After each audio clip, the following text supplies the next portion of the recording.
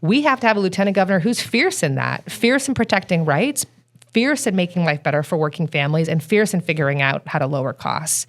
There was no statewide message saying, you know what? These folks are here, oftentimes working 2 jobs or working second shift. They're not looking for a handout. They're growing our tax base. Like, that's leadership right now. I was very surprised that you took him, because what's the last thing you said to me about Pete Alonso? He's dead to me. Right. Yeah. Hello, Vermont. I'm Andy Julo. And I'm Joanna Grossman. And this is There's No Way in Creemee. Vermont politics, culture, and beyond. Thanks for joining us. Hello, and welcome to There's No A in Creemee. How's it going? It's going great. I'm adjusting to the cold after a few warm days. Yeah, we had a nice, balmy, warm run there. And then we went out to see the cement truck parade. Which was, it was very windy and it was cold. It was freezing cold. Yep. And it was like... We were hardy. We were. The wind was so biting and cold. You really wanted to see those cement trucks. Oh my God. They're so amazing. They delivered, right? Yeah, they totally, No and pun it's funny intended. because we got there early. Yeah. And we walked up from the podcast office and we got there early and, they weren't there and we were like waiting for them to arrive. And then. Right. This is a St. Patty's Day tradition. Yeah. On Church Street Marketplace in Burlington. Well, yeah, it went all over Chittenden County. SD Yeah, right. brings a lot of cement trucks around the county. It was an insane amount of cement. I really wish I'd counted now. I feel bad. Oh, yeah. Yeah, that would nice. have been cool. Yep. But it must have been like 20 at least. I think so. I mean, you got a lot of enjoyment out of it. I thought it was cool, too. It was very loud. I loved it. Yeah, it was loud. I've had a parade of cement trucks coming to my house most of last summer to do the foundation, and they would, and it's like anxiety-provoking, the whole pouring situation, because you're hoping your forms hold up, and then they give you like a $1,400 invoice at the end. So seeing a line of cement trucks coming towards me has been somewhat spoiled by that. Yeah, so for you, it was like triggering. It was. And for me, it was like pure, unadulterated joy. You and the 6-year-old boys were jumping up and down with excitement and joy. I really was. It like does something to me. Like I think because they light up when they do the like light up thing, they're like celebrities to me now. There were so many. They were honking and waving. They were. They had kids. A lot of them had kids in the seat, and they were just pulling on the chain for the horn. It was awesome. Kudos to SD Ireland and Church Street Marketplace for making that happen. It was magical, sunshine and rainbows, and I loved it. Yeah. Huzzah. Huzzah. Speaking of cement and construction and your roof, what's going on with your house, man? We haven't checked in on that in a little while. Yes, I'm way above the foundation now and up on the roof. Yeah. And the sheathing is done, and I'm now doing the underlayment, and it's been very windy the last couple of days. Ripped off some of the last underlayment, so I'm crawling back up there to redo the underlayment this weekend. But I'm so sorry. Someday, I've been dealing with snow and ice and all that for months, and we're getting to the end of that. And but the rain is coming, so we got to get that done so that it won't be sopping wet all spring. Yeah, I can see how you would not want it to be sopping wet all spring. But in the meantime, I may be on the roof with rain, pounding an underlayment and shingles. Yeah. But once I get that done, I'll be inside and dry. It looks impressive. Yeah, it looks like a house. Yeah. Doesn't it? Yeah. It does. That's what I was going for. Yeah, that's the look you were going for. That's what the diagrams, the drawings that I spit out of my architecture program look like. And not the right color yet, but we're getting there. The shape is getting to be close to what it's supposed to be. Yeah. It's awesome. So this last weekend, I was with my in-laws, and we did our fantasy baseball draft. And I'll say this again, I've said it before, I think our least favorite quality in Vermont collectively is that we're both diehard Mets fans. And I don't know. I would be interested to know if we have any listeners who are also Mets fans and are like, sharing this experience with us. But so the Mets traded Pete Alonso. Well, he signed elsewhere in free agency. Oh, right. I keep forgetting. It's so funny how I keep doing that. I know that they didn't try to keep him, and my resentment towards them is so intense that I have to like block it out. Right. And so it's, but I got Pete I wanted you to know that I got Pete on my fantasy team. I was very surprised that you took him, because what's the last thing you said to me about Pete Alonso? He's dead to me. Right. Yeah. And it's tough because I still sort of feel that way, but it's like, it's not his fault. And I'm trying really hard to overcome that situation. I'm glad that you're making progress towards healing. Well, it's like, like I obsess about like baseball styling, like whenever like they're playing a team and I don't like their uniforms, I have to text you. It's a normal behavior. Right. It is. And I have my own baseball styling challenge, because my Pete jersey is the Black City Connect jersey, and then my Mets hat is like the normal blue. So they don't go together. And I wore them both for the draft, and I was just like, yes, I'm owning this. But it was a lot of look. Right. There was a matching hat for the City Connect. I know, but that's like, it's got the Queensboro Bridge on it. You like that. I know, but it's like, I have this now. It's like, I don't know. It seems wasteful to get another one. Yeah. Yep. Seems over the top. So Act 73 is the omnipresent issue this legislative cycle. And I had a really interesting experience. It's education reform. Education reform. Thank you. Education reformation, education reform. I don't want to see it end up on a glossary of shame. Oh, yeah. Good catch. Mm-hmm.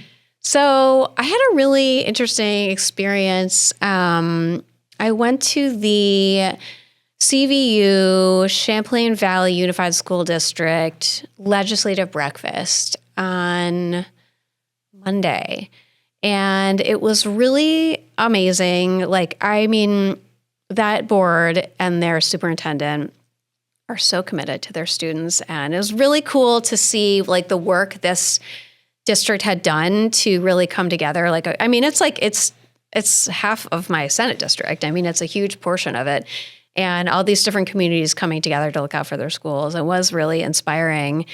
They were really very outspoken in their opposition to Act 73. And I thought it was really interesting. I'd heard from my own school board, and I've been in touch with a lot of school board members and educators, of course. But to really see them in like a formal setting, really taking it on, was a different thing, and it was new. And they did this math to show that the foundation formula in Act 73 would actually cut funding across the county. They included the islands. So it was Chittenden County and the islands by 14%. Mm-hmm. And they're actively concerned about that. And I was just that was a big number. I had not seen that math before. Yeah. I feel like Representative Brady may have flagged that when she was on the show last year, is that, the Brigham decision said you have to have equal resources to offer your students. You don't have to take advantage of it. And that's why we have local school boards and local school budgets. And some communities have opted to spend more, and some have opted to spend less. This plan forces equality across the board. So we knew that districts that had opted to spend more in the past would be forced to spend less. Right. And districts that had opted to spend less would be forced to spend more, which is somewhat awkward because populations have kind of shifted around and aligned themselves and voted according to their preferences for providing education for the next generation.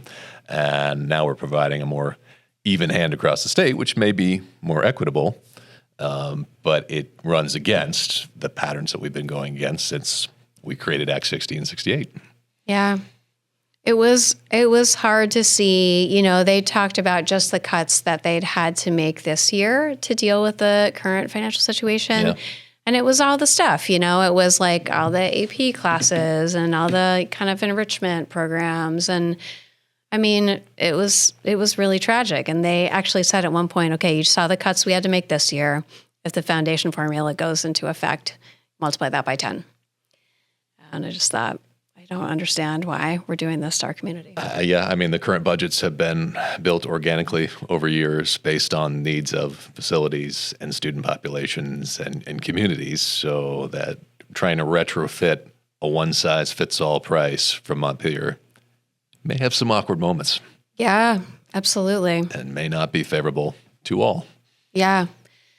You know what else really struck me about it is my school board, I helped a lot of my friends run for school board in Burlington. And then, as I got involved in other kinds of campaigns, they always felt like, oh, we're the school board. We have to stay apolitical. And it's not like written anywhere. It just was kind of part of the tradition. And now they're really being forced to get political. And I just thought that was really fascinating because that's not really why they wanted to serve on the school board. Yeah. It's not why anyone becomes a superintendent. Yeah. They want to take care of their schools. They do not want to be political advocates. That's an interesting point because, school boards have been mostly nonpartisan. Yeah. And even the school budgets tend to be kind of nonpartisan votes. Yeah. So now they're going to have to, if we do control everything from Montpelier, it's going to really matter. It's going to become a very partisan process and a very top-down process. Yeah. Absolutely. We had a really lovely interview today. Yes. Who do we have? We had Molly Gray, who is former lieutenant governor and running for lieutenant governor. Mm-hmm. And it was her birthday. It was her birthday. That was so fun. We should have gotten her like a cake or something. It's funny because we just had Ryan McLaren and we heard from a lot of folks who were like, hey, what about Molly? And I wanted to be like, she has actually been on the show twice, so. Yes. Well, yes. Brief. We were at her lunch and we covered that. Yeah. Yes, for a few minutes. Yeah, yeah. And then, yes, as executive director for the Vermont Afghan Alliance, we had her on. So, different topic. We did kind of range into lieutenant governorship. Yeah. Yeah, we did. Well, it was good to have her back, and it was fun. We had a really great talk. Yep. Yeah. We hope you guys like it.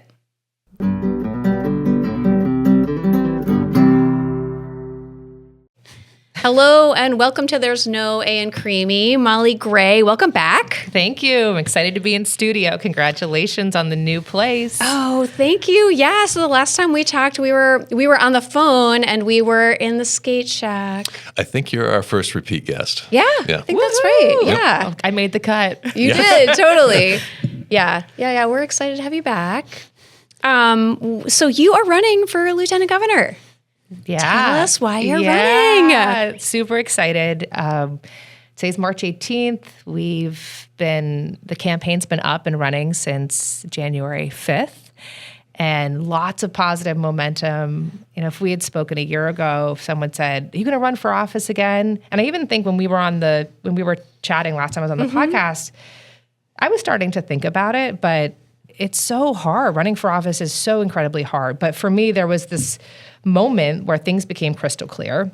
And over the last couple of years, there's been really great things that have happened and really hard things that have happened. And the good things have been having a child and helping to lead a statewide organization, supporting Afghan veterans and allies, as you know. And then the hard things have been what we've seen over the last year with the Trump administration. And I hope we get into it today, but there have been many moments where Vermont has had decision points. And we saw that recently with South Burlington and the ICE enforcement action.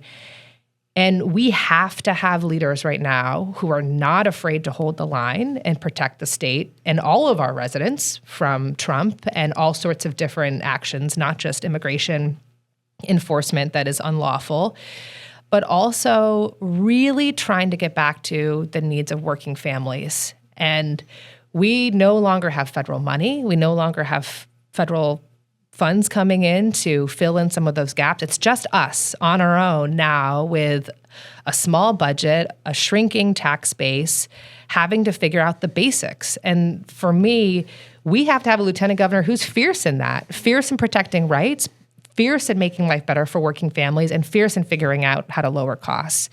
And I've got a plan, and I'm excited about that. And that's what Vermonters deserve. So I am 1,000% in bringing new experience, new perspective, and a lot of energy at a time where we need it.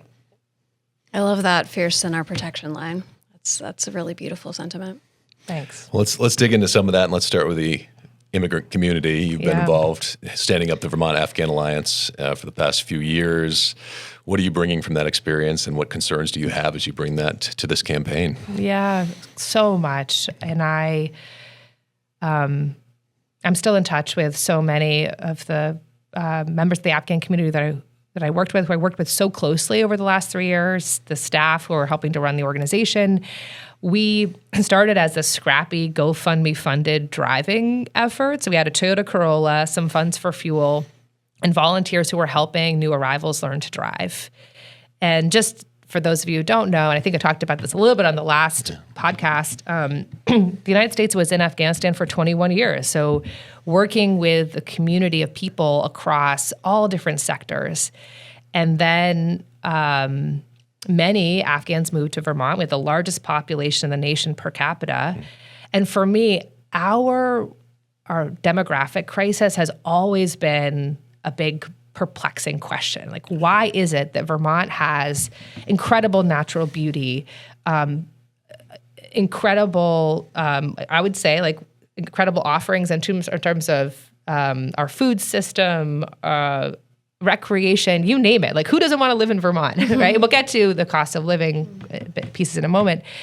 But when the first Afghans started arriving, I thought, one, I care about this as a human rights lawyer. Two, I care about this as someone who's had a sibling, deployed overseas, and my brother served in Iraq. And Joanna, I know you were deeply involved in post 9/11 work, but to have an organization in Vermont committed to welcoming people who risked everything for our government felt like that's a Vermont value. That's like what we do as Vermonters. But then this economic question, we have to have more taxpayers. We have to, which means, and we're not going to birth our way out of it, right? Like, I've tried. I have a 2.5-year-old. We've all done our part here. We've all done our part. So we have no choice but to welcome people from all over the world and all over the country with their skills and talents. And what has been so exciting about this community is that they've come with law degrees, with doctors, they're doctors, licensed, physicians, not here in the U.S. yet, engineers, people we need in high demand jobs and sectors. So I've loved that work. And what I now know, having helped people pass the road test and learn to drive, helping people find housing, working with countless employers in northern Vermont to figure out how can we get people into those jobs and make sure that employers can work with them to retain them. All of that skill I can bring back, bring to this office again. And understanding really in the most palpable way how the Trump administration is just coming for refugees and immigrants, because seeing it over the last year, and where like we're just not holding the line as Vermonters. We don't have leadership in office in some of our offices right now. Charity's doing her part as Attorney General. Mike is doing his part, setting up the Immigration Legal Defense Fund. Sarah Copeland-Hansis is in the trenches protecting against voter suppression and turning over our Vermont voter data. But we need that in the lieutenant governor's office, and we need it in the governor's office, frankly. Yeah. I think we talked about this on the last episode, but I'm really appreciative of all the work that you've done to help refugees here. I think I mentioned this, but I can't remember that I'm a third-generation American and that my family settled here in part with the help of an organization very similar to yours. And that led to 3 generations of people who worked in public service. So it just goes to show that, that kind of kindness and compassion, I like to think is a positive long-term impact on our community. But that's not what I was going to ask you. Okay, so you got into this a little bit, but tell us a little more about why the lieutenant governor. Yeah. This is like the most overlooked and underestimated office, I think, frankly, in state government, because there are the nuts and bolts of the position, the constitutional pieces, so presiding over the Senate, which you need to know legislative process. You need to know questions of germaneness. You need to know former senator, right? Parliamentary Jula, procedure. Parliamentary procedure. Mm-hmm. You also serve on the Committee on Committees, which really helps figure out what expertise is on which committee. Mm-hmm. And, depending on how someone feels about ag policy or ed policy, that can have a huge impact. There is a statewide platform and an opportunity to be really clear in your communication about what is right and what is wrong, what is legal, what is not, bringing the voices of Vermonters into the State House at a time where we need the legislature to have as many tools at their disposal in figuring out these tough things, housing costs, healthcare costs, continuing to make investments like childcare. So I think that this is an office where we have to have people who are smart, strong, know the Constitution, and are deeply connected to those who are most impacted, right? Working families, like we're the ones who are suffering right now with the incredible lack of investment that we've seen here in Vermont. So I'm all in. And it's not hypothetical. I'm not running for lieutenant governor wondering what the job is. I know the job. I know what the office can be, what it should be, and what Vermonters deserve right now. Well, you've done this position before, and you came in kind of as a newcomer, and we talked about this on the last episode. But it was a weird experience because it was COVID, and often you were presiding over the Senate, and they weren't even there.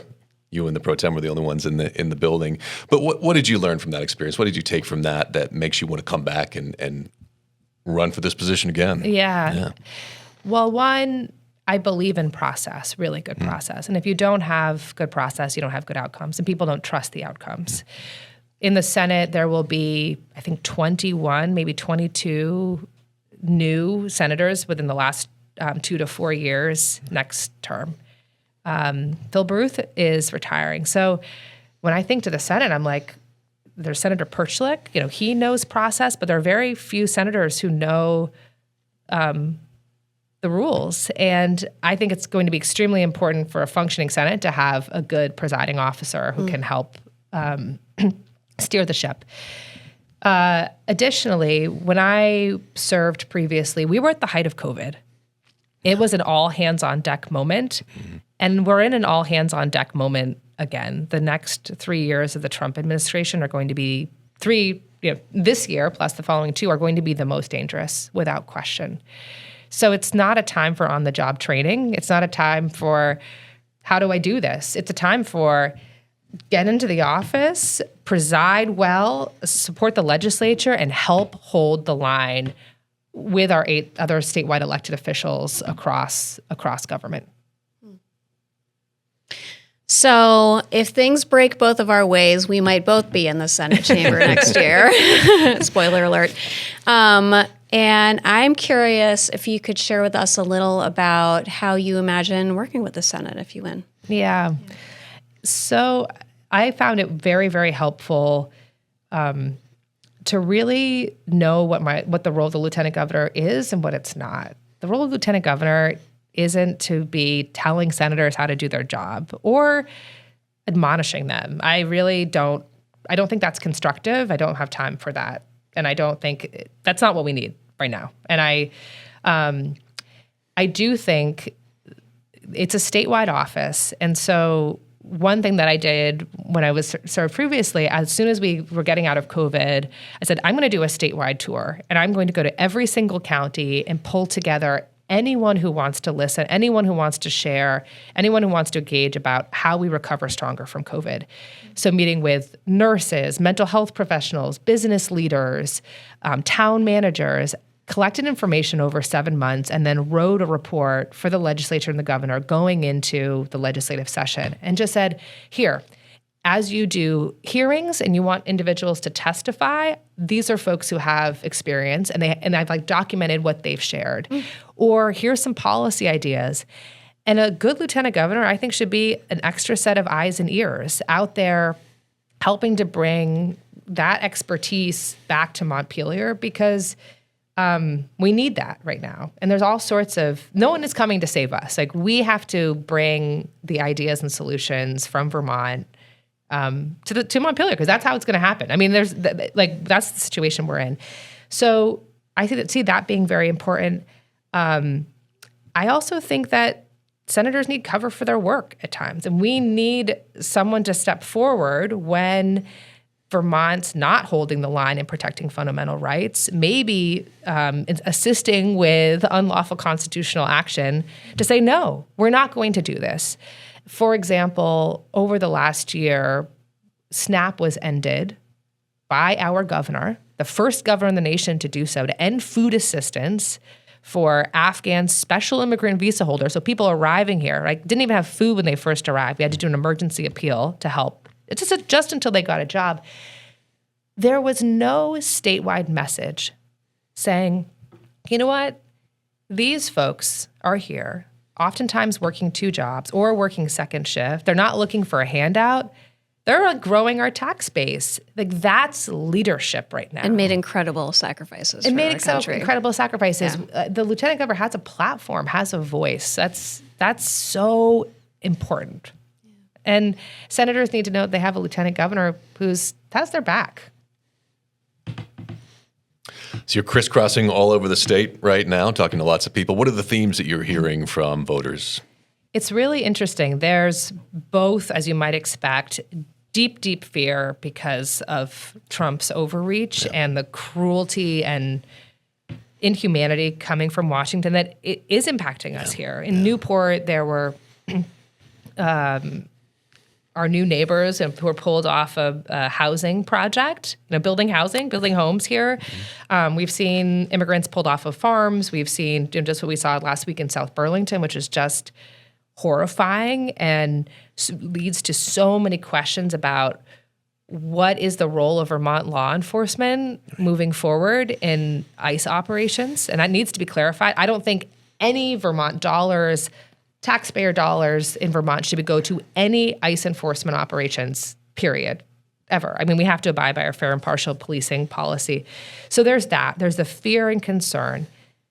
Then there's the deep economic fears, concerns, realities that individuals are figuring out when they go to the pump, like whether they're going to be able to fully fill up the tank. I don't know if you filled up your tank in the last week. It was like $67 for a tank of a Jetta the other day. And it was like, I was like, okay, well, that's, people are concerned about that, concerned about whether they're going to pay for their mortgage or save for rent.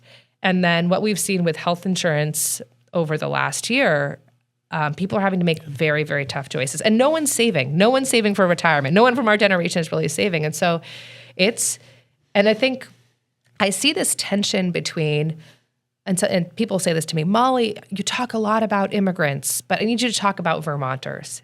And what I think is really important for people to know that these issues are completely connected. Anytime we have individuals who are lawfully here in our state, working jobs, our newest Vermonters being ripped out of our communities, we lose taxpayers. We cannot afford to lose valued members of our workforce. And that, what's happening in Iran impacts us right here in Vermont. So much of what's happening nationally and globally is impacting us as a state. Native Vermonters here. I hate that word. I know. Really, and thank you for that. Yes. Well, we've seen a lot of change in the state over the years, and some of it's been good, and some of it maybe not so much. What have you seen change over your lifetime here that's been positive, and what has been negative? Yeah. Every time I get in the car to go to the farm where I grew up, I think I've shared with you, I was born in South Newbury in this 1790s farmhouse that still doesn't have a dryer, dishwasher, or microwave. And I was literally born in the house. My younger brother, Charlie, was as well. And so we grew up, just to give you a flavor of what that was like. I remember we would take our clothes for the next day for school, out of the washing machine. If I wanted to wear my favorite, 1 or 2 pair of jeans, I had to hang them above the wood stove on some nails so that they would be dry by the morning. And they were the stiffest, jeans. Yeah. And I didn't know a fluffy hot towel from a dryer until, I don't know, it was in college. And I was and then everything shrinks. But anyway, so every time I get in the car and go home, I know that I am a little bit going back in time by the time I get home. But to drive, I get off in Barrie and then you start driving through Orange County on Route 25. And it's so hard to see just crumbling housing stock. So many of our aspects of our rural towns they feel like they're a skeleton of what they once were. And then we get to Newberry, and our elementary school is like the most beautiful place. It's right on the town green. It's a brick building. I mean, it was everything growing up. I still remember my kindergarten teacher, Ms. Schwenke, like the most special person. And we went on like, as Newberry Elementary School graduates to do like pretty big things. I don't know if you know Allie Richards, like a big person in the childcare space. But my brothers will tell you, Molly, Newberry's not what it once was. And we all left, and we all have come back to Vermont, and we're a ride or die. Like, we're going to make it here no matter what. But as we all have kids, they're like, Newberry isn't what it once was. And so the things that worry me most is that I'm concerned that you can only survive in Vermont if you have a lot of money now, and that you can't afford if you're a teacher or a carpenter or a plumber or someone who's like actually keeping the infrastructure, our human infrastructure and physical infrastructure going. You can't afford to be here, and that the concern is like, what if we become a playground for those who have a lot of money with a lot of natural beauty? And that's scary. That's really scary. And so that's where I come back to, well, what are we going to do about that? And so often our policies in the state, I think, have been deeply focused on like, there's one thing we'll do and that will be the answer. So we'll consolidate all of our schools and save a bunch of money and lower taxes, and and that in turn will like reverse our demographic crisis and everything will be fine. And I'm like, wait a second, like it's not that simple. But I do believe it's this sort of constellation landing pad approach where we've done an amazing job with childcare. So people are thinking, okay, I know I can work in any field with my income and have kids and make sure that they have a good start. They have good start to their life, right? And I can continue working. But we haven't made those big investments and big changes when we think about housing. And we've had some reforms to Act 250. We can talk about designated downtowns and moving things from Act 250, but we haven't figured out the affordable housing piece, which is part of that, right? That's what you're thinking about when you're starting a family. Like, is there a place to live? Do I have childcare? And then I loved the interview with Owen Foster because I was like, finally, I'm like someone who's like breaking down the healthcare just mammoth, like this thing that's so hard for us to understand. And I like those pieces, childcare, housing, healthcare, all have to be figured out in coordination, in conjunction, to try to reverse what to me feels like, this 10 years of austerity. We'll do one thing. We'll pay people $10,000 to come to Vermont. We'll consolidate all our schools. Like, no, that's not, it hasn't done it. So we need some different thinking. And I think we're going to figure it out. We are going to figure it out. Joanna's going to figure it out. Andy's going to figure it out. Like Vermonters are going to figure it out. Our generation's going to figure it out because we don't want to see the end of Vermont. Every time, you both know this because you get so many people on and you're so curious, but every time I get a chance to be out of the office, driving, connecting, like tonight I'm going up to Milton, tomorrow I'll be in Shaftesbury, I get so fired up and excited when I hear about what people are doing. Yeah. Either it's like some new farm or new small business or a nurse or a healthcare provider, like anyone. I just like, that's like, I get so excited. Like, we are so lucky to live in a place where people choose, despite all of the obstacles, to be here. Yeah. Like, we're like so, I keep saying, like, we're so ride or die, and we are. Yeah. And then that's when I get really hopeful because no matter what happens nationally or internationally, I believe, and this is a bit up in the air and a little lofty, and maybe too a little bit Vermont exceptionalist, but I believe that if we can make some really big and bold decisions right now about how we invest in the state, and if we can hold the line on protecting fundamental rights and keep coming back to our values and our Constitution and how we care for each other, when Trump is gone, and hopefully that will be 2 years and 9 months, people are going to look for two things. How do we get back to where we were? And how do we go forward from here? And Vermont can be an example of those two things if we do it right now. That's what I hope. That is our mission right now. Okay, so as you know, I've been a leader in the party over the past few years, and I've been thinking a lot about the party and the struggles it's had with its identity and how it connects with voters. And I'm curious, so you're out there talking to people all the time. Who do you feel like the party has lost that you'd like to bring back in with your campaign and your role? Yeah. So many thoughts. I didn't grow up in a political household. I think there's a little bit of a misconception there. Ran for office as a first-time candidate, really fired up about the demographic crisis and trying to keep a generation here, bring a generation back, bring a new generation, sort of like, how do we figure out these big things? And there have been times where I have felt a connection to the Democratic Party now, where I see what the Republican Party is doing.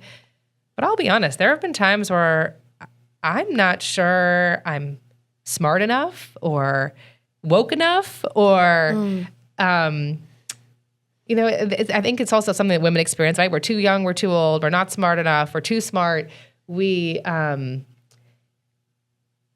think the party's lost people because we've built barriers around what it means to be a Democrat.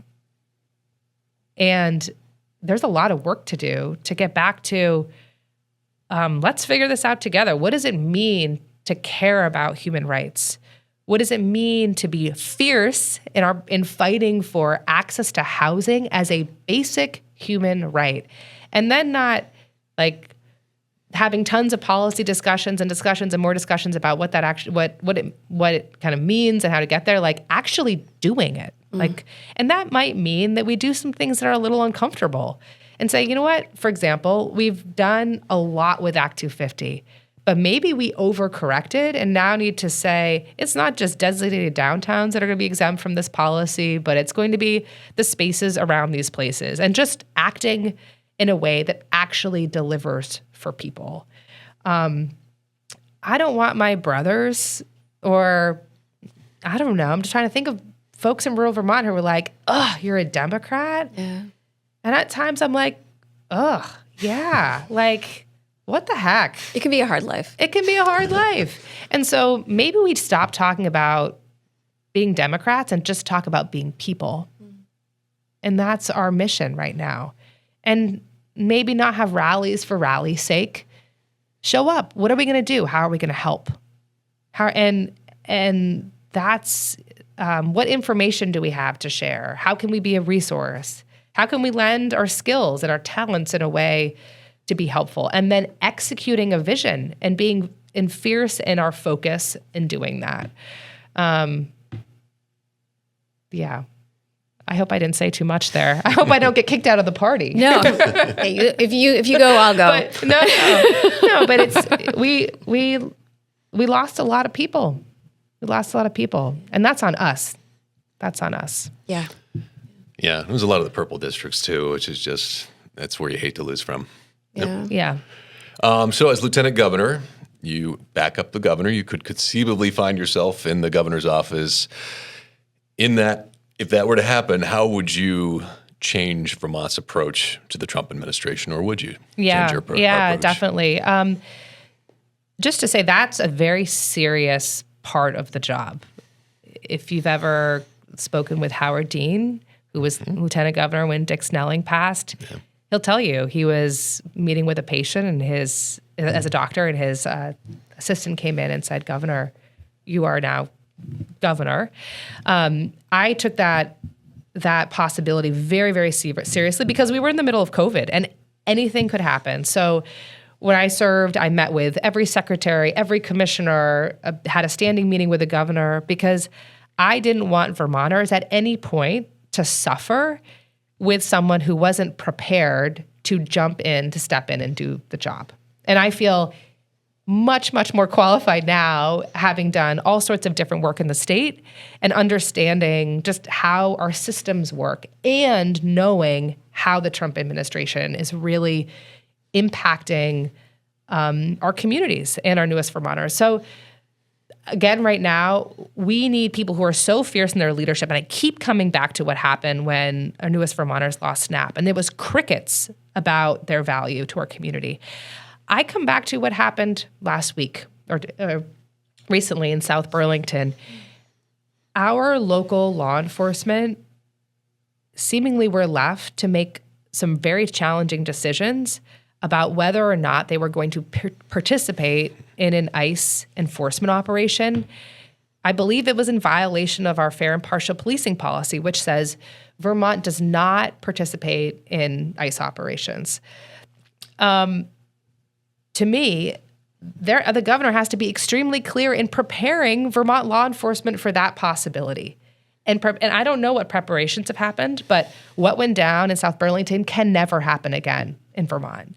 So there needs to be action. There needs to be what happened? Why did it happen? Where are we going from here? There's a legislative hearing coming up. I hope we get some answers. But if I were governor, I would be out front right now trying to help make sure that we don't have this ever happen again in Vermont.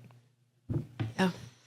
Yeah, it's interesting because we were talking to Mayor Emma Mulvaney Stanek here, and they clearly gamed the Burlington. They had talked extensively how they would handle that particular situation in Burlington, and I bet a lot of communities have not had that conversation. No. Are not prepared. No, yeah.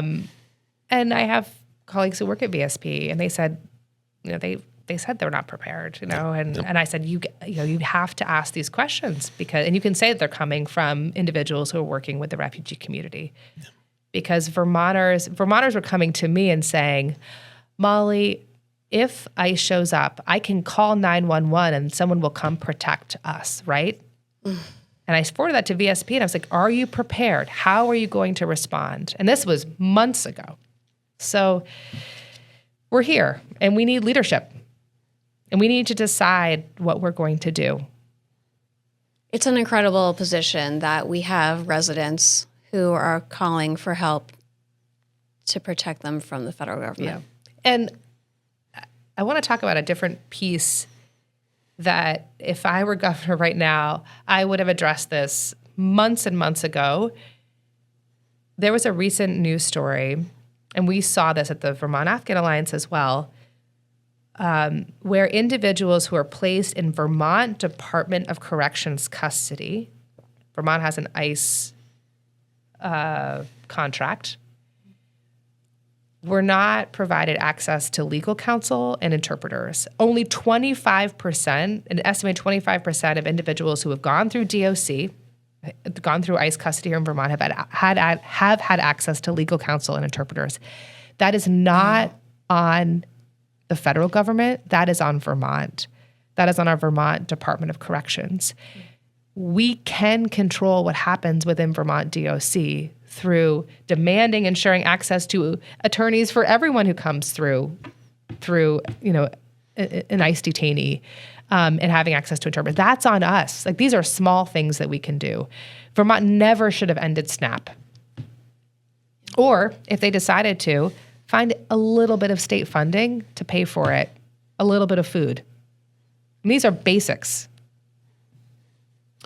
Always difficult to pivot to the fun closer question out of these harder conversations. But being a returned guest, you've put us in a little bit of a dilemma because we already know your Creemee order, right. Maple vanilla twist. Good memory. Yes. I don't think we've had a repeat. I know. It's and they've been getting like crazier and crazier. Well, the last one was the Dreamy. Yeah. The Dreamy. Allison Novak. Yeah. Oh, wow. Yeah. Which apparently is a donut on top of a Creemee. And no, other way. It was a Creemee on top of a donut. But it did sound amazing. That does sound amazing. Yeah. All right. So this is the question we came up with. So it's a little similar to a question we asked previously, but there are some things that have come in Vermont and things that have gone. What is something that you miss, like a restaurant or an event that you can no longer go to, and what's something new that's popped up that's become your favorite? Oh, boy. Nomad next door had this pastry called the Queenamon. Had it. It was amazing. And I had to practice pronouncing that before coming on. I could still I couldn't pronounce it really even when it was first I first had it. But it is this I don't even know how to explain it. if you've ever had like apple pie, there's like that part of the apple pie crust at the end that's kind of like covered in the apple pie sauce. And you either eat the crust or you don't. I love crust. Right. But it's like, I feel like it's like a pastry with like that, like kind of sugary, gooey yumminess from a pie, but like wrapped around like I don't even know. It's like a cinnamon bun. It was just the best possible pastry I've ever had. And it's gone. And it's gone. Yeah. And unfortunately, Chris Johnson, the late Chris Johnson, the pastry chef, passed away. So I'm not sure I'll ever eat another one. But Chris, if you're listening, I'm thinking of you. Aww. And so I miss Chris deeply, and I miss his creations. And then a new place. It's not so new, but I love Taco Gordo. And if I could go to Taco Gordo every night, I probably would. It's not very new. Yeah. But it's not something you grew up with. I think it counts. Yeah. Newish, the last 10 years. I like it too. 5 years? Yeah. They do it right. Yeah. They do a good job. Taco Gordo is delicious. Nice. Well, Molly Gray, thank you for coming back and spending your birthday. Yeah. Today. We get to call it out. Happy birthday. Thank you. Good to see you both. It's always a pleasure. Thanks for being here, Molly.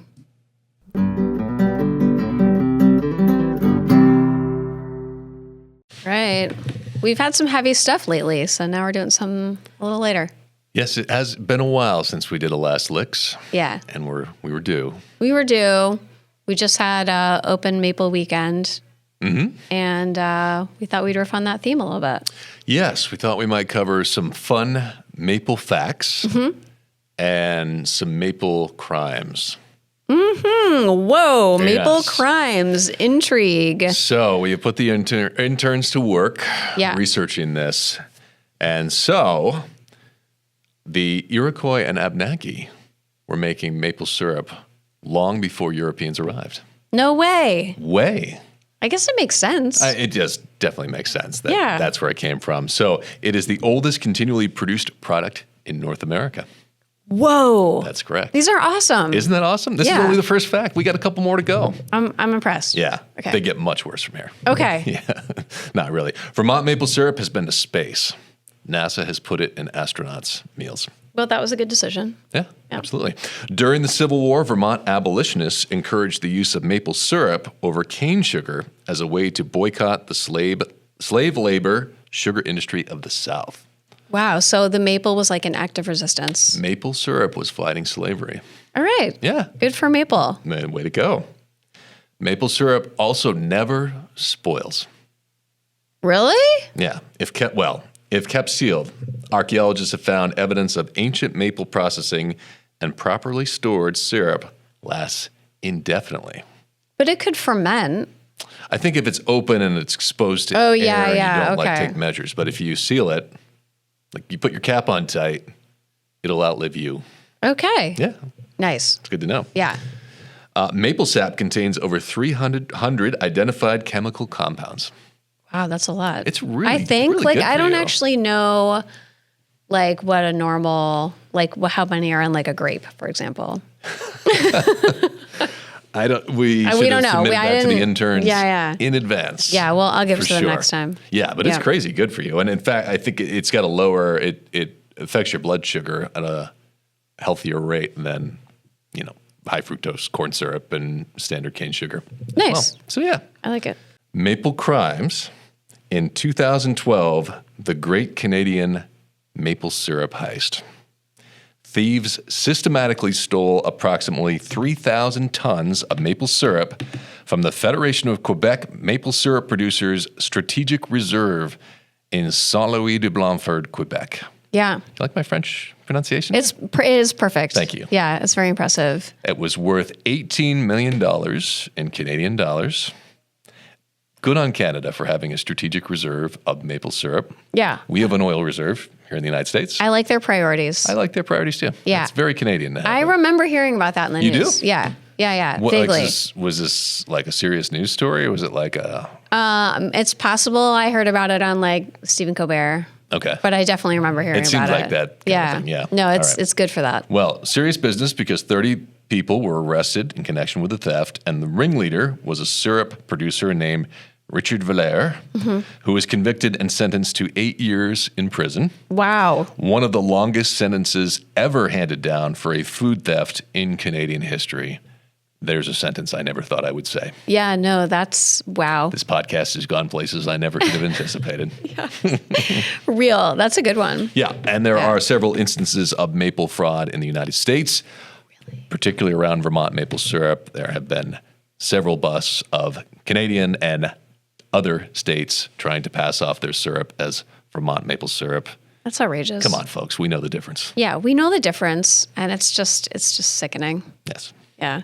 I think I said this on a recent episode, actually, but like when we like go out of state and someone has like Aunt Jemima on the table, Issa is like, oh, hell no. Like, they're just like, they like won't tolerate anything but Vermont maple. I'm like, that's my kid. You know what's curious is they have like a map of the United States of how much syrup is produced in every state. And Vermont is way, way far out in front.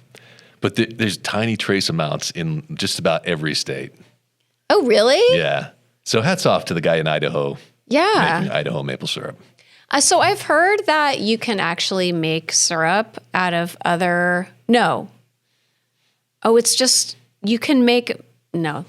I was going to say you can make maple syrup out of other kinds of trees, but it doesn't make any sense. Well, you can make it out of sugar maple. Right, it's just not that 40 to 1. Red maple, you can make syrup out of too. Yeah. Probably silver maples.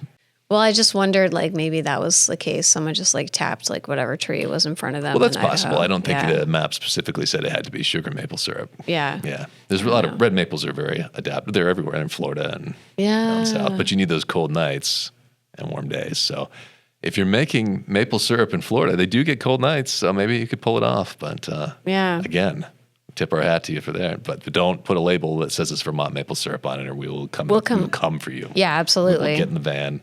And we'll be down to see you soon. Yeah. 100%. Mm-hmm. I'm in.